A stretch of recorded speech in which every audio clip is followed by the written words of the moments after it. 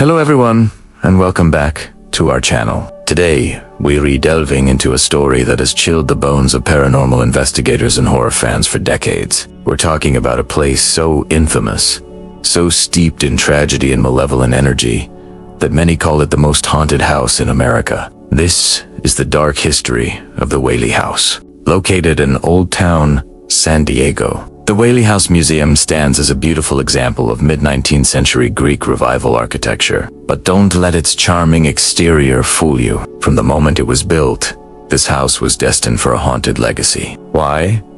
Because Thomas Whaley, the man who built it, chose a piece of land with a grim past. It was the site of public gallows, where criminals were executed. The most notorious of these was a man named James Jim Robinson, hanged for grand larceny just 4 years before the house was constructed. From the very beginning, the Whaley family reported hearing heavy, phantom footsteps moving through the house. They believed it was the restless spirit of Yankee Jim, forever bound to the land where he met his end. Thomas Whaley himself would often hear the sounds, describing them as the boots of a large man clomping around upstairs. But Yankee Jim was just the beginning. The house would soon collect more souls, more tragedies, and more ghosts. The Whaley family's own story is filled with heartbreak. Their son, Thomas Jr., died at just 18 months old from scarlet fever. Their daughter, Violet, took her own life in the house after a failed marriage and public humiliation. It's said that the spirits of the Whaley family themselves never truly left. Visitors and staff have reported seeing the apparitions of Thomas and Anna Whaley, dressed in their period clothing, watching over their home. Anna is often seen in the downstairs rooms or the garden, her presence sometimes accompanied by the faint scent of her lavender perfume. Thomas is frequently spotted on the upper landing, a stern, watchful figure. But perhaps the most heart-wrenching encounters are with the children. The sounds of a baby crying are sometimes heard, believed to be little Thomas Jr. People have also seen the spectral figure of a young girl often mistaken for a Whaley daughter, but later identified by psychics as a friend of the Whaley children who accidentally broke her neck on a low-hanging clothesline in the backyard. Her playful giggles can sometimes be heard, a chilling counterpoint to the house's otherwise somber atmosphere. Over the years, the Whaley House has served many purposes. It was a general store, a granary, San Diego's first commercial theater, and even the county courthouse. Each new chapter seemed to add another layer to its paranormal activity. During its time as a courthouse, people reported seeing ghostly figures in the courtroom, perhaps replaying old trials or lingering after their own judgment. Modern paranormal investigations have captured a wealth of evidence. Electronic voice phenomena, or EVPs, have recorded disembodied voices, whispering names, warnings, and even direct answers to investigators' questions. A common recording is a faint voice saying, "Get out."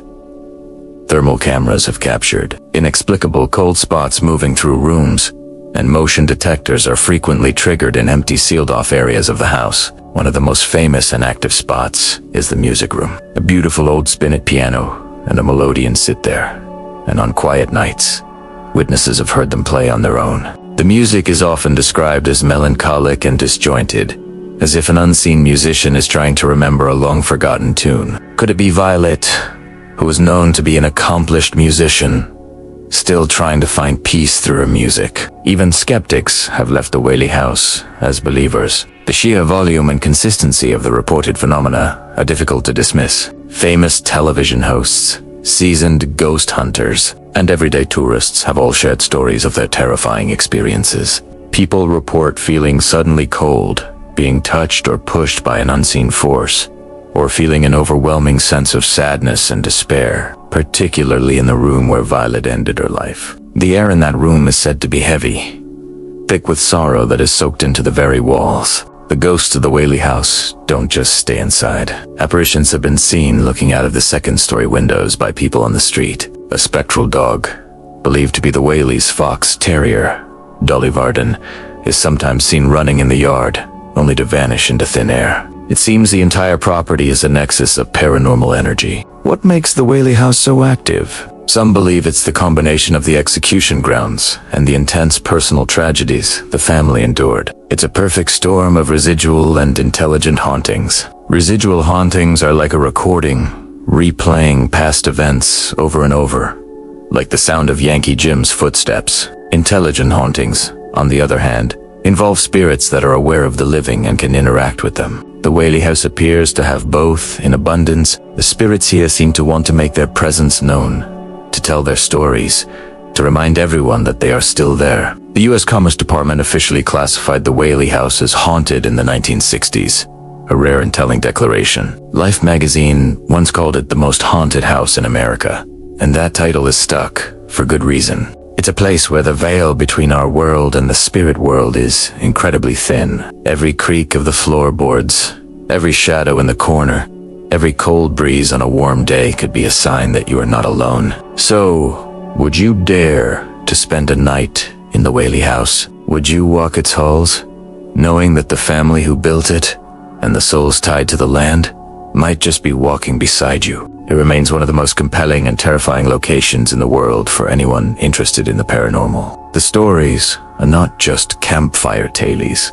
They are documented experiences from countless credible witnesses. The Whaley House stands as a monument, not just to San Diego's history, but to the enduring mysteries of life, death, and what comes after. It challenges our understanding of reality and forces us to confront the possibility that when we leave this world, a part of us might just choose to stay behind. Thank you for joining us on this journey into America's most haunted home. If you've ever visited the Whaley House or had a paranormal experience of your own, share it in the comments below. We'd love to hear your story. Don't forget to like this video, subscribe to the channel, and hit that notification bell so you don't miss our next deep dive into the unknown. Stay curious, and we'll see you in the next one.